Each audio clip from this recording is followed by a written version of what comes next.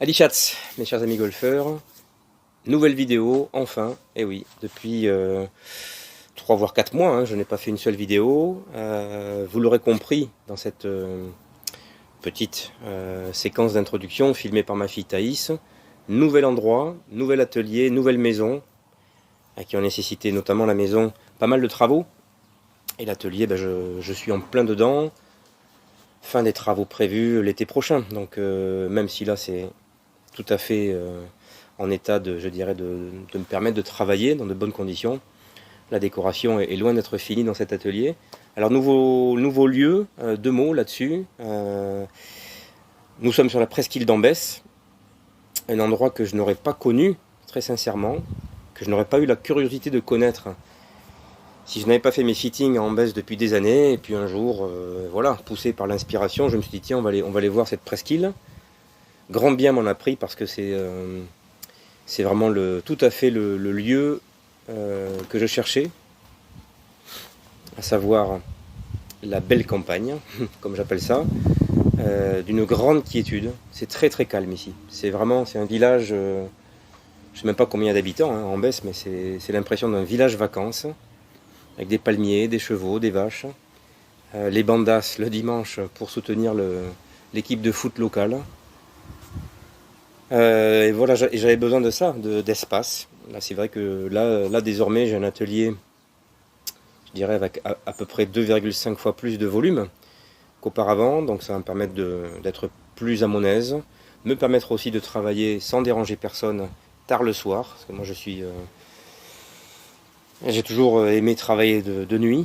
Ça m'empêche pas de travailler pendant toute la journée, mais en tout cas, la nuit, j'aime ça. Il y a cet effet de calme qui est encore plus présent, et de travailler lentement, de prendre son temps, que j'aime beaucoup. Donc voilà, c'était une évidence de m'installer ici, encore une fois à 5 minutes du practice du Bordeaux Country Club à Ambès, plutôt à Saint-Vincent-de-Paul, mais enfin ça se touche.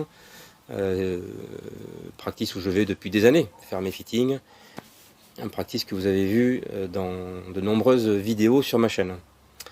Alors voilà, donc aujourd'hui évidemment,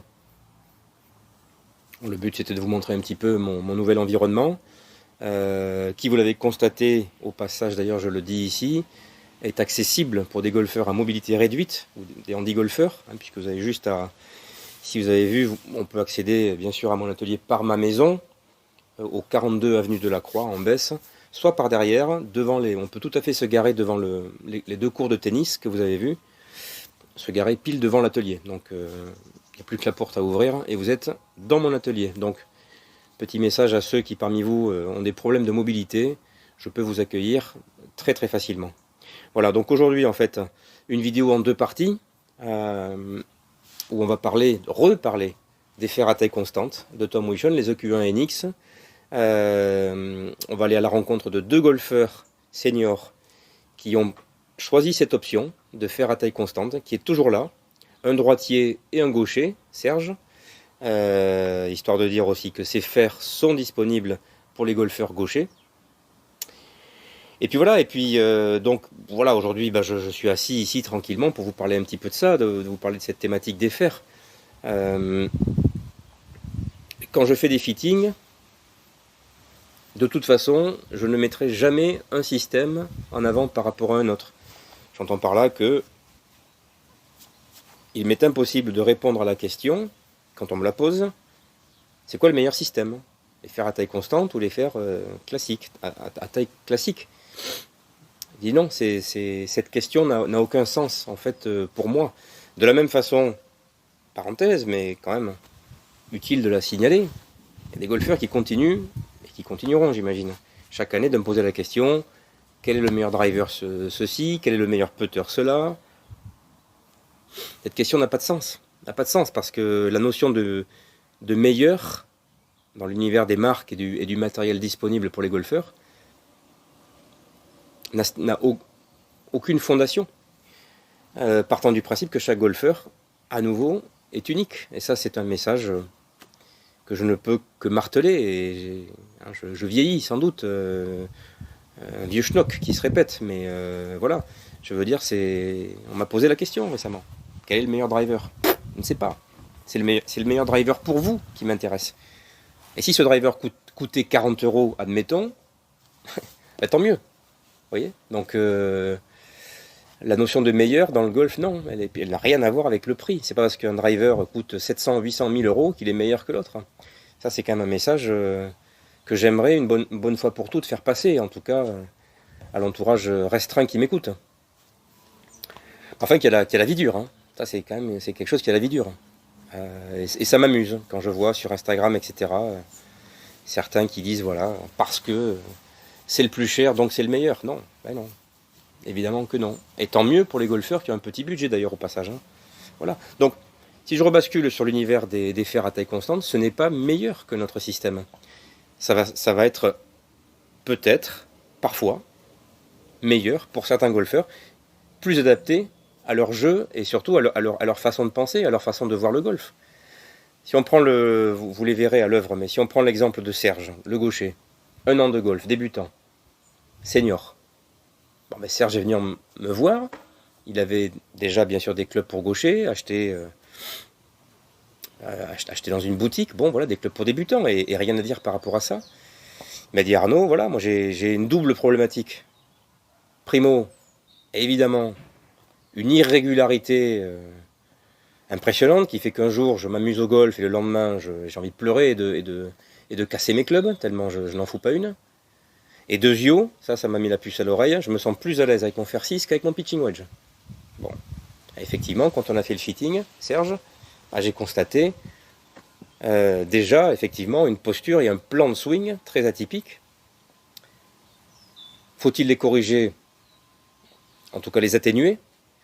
C'est sûr qu'une très grande verticalité dans son geste, avec le club au-dessus de la tête, hein, pour donner une image, lors du backswing, qui faisait qu'effectivement, avec les petits fers, 9 et pitch, il était sujet à des grattes très fréquentes, à un contact très dur avec le sol, ou alors des tops, parce que, par effet inconscient, le golfeur en a marre de faire des grattes, et donc il se relève et il fait des tops. Donc c'est un petit peu un cercle vicieux. Voilà, ça c'était le cas de Serge. Et je l'ai eu au téléphone il n'y a pas longtemps, il n'y a pas si longtemps que ça, après lui avoir livré ses fers à taille constante, à taille de fer 6, pour gaucher.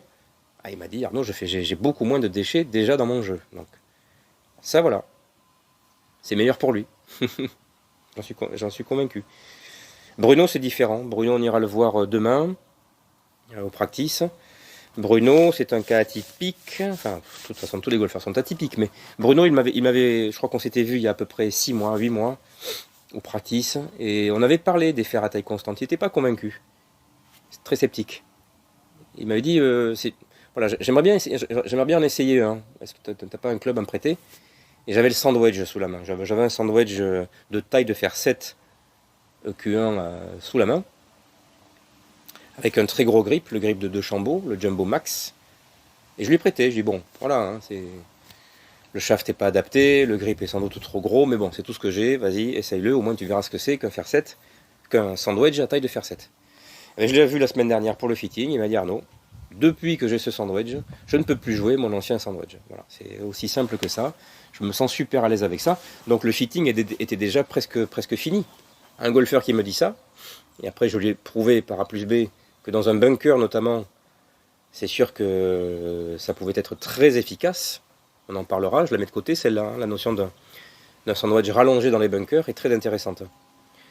Le fitting était plié, donc après, oui, évidemment, on a peaufiné les shafts, on a peaufiné les grips, parce il s'était tellement habitué à ce gros grip de DeChambeau que pour le coup, revenir à un grip classique, standard, ne lui plaisait pas. Donc j'ai essayé de trouver un entre-deux que je présenterai aussi lors de la prochaine vidéo. En tout cas, vidéo à venir donc avec ces deux golfeurs pour parler des EQ1, NX.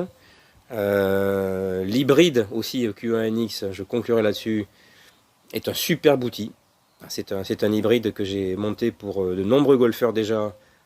Tous m'ont dit à quel point ils l'appréciaient. Véritable couteau suisse, hein, c'est un hybride à taille de fer 7 ou de fer 6. Donc beaucoup plus raccourci qu'un hybride classique. Mais qui permet effectivement de se débrouiller, de se dépatouiller de pas mal de situations compliquées. Pied en pente, rough, etc. Donc voilà, donc les EQ1 sont toujours là. Jamais je ne dirais qu'ils sont meilleurs que d'autres clubs, ou que d'autres clubs sont meilleurs que les EQ1. À nouveau, c'est le message de toute façon, allez, on va dire de cette rentrée 33 Golf Lab dans ce nouvel atelier. La notion de meilleur n'existe pas. La seule chose qui m'intéresse en tant que club fitter, club maker, c'est d'améliorer votre existant et de faire progresser le golfeur. C'est la seule quête intéressante. Voilà. A très bientôt pour la suite de cette vidéo au practice avec Bruno et Serge.